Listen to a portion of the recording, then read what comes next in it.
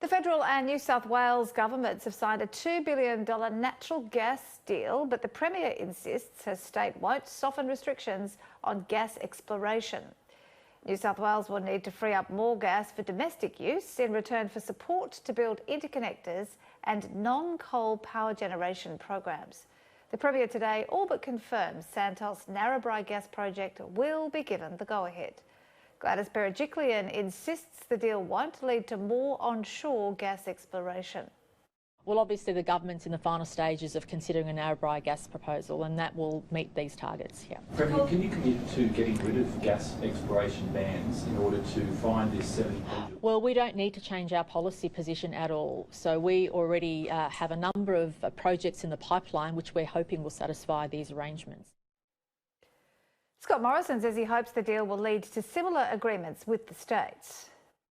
Well, what the states ultimately decide to do, there are a range of projects, there's import terminal projects, there's different ways that the state government can achieve this. What's important is 70 petajoules of gas is on its way.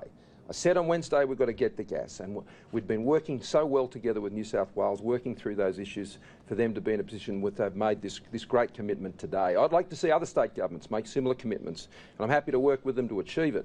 We've got to get the gas because that's what gets prices down.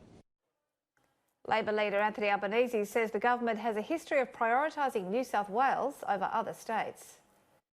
This isn't a national energy plan. It's not a national plan to deal with climate change. All of the detail, of course, is still rather vague on some of this plan. It's unclear whether some of the funding, for example, will be the funding that was all a part of Tony Abbott's direct action plan. That remains to be seen, and we'll try and flush out that level of detail. But this is wholly inadequate to deal with the challenge that we face.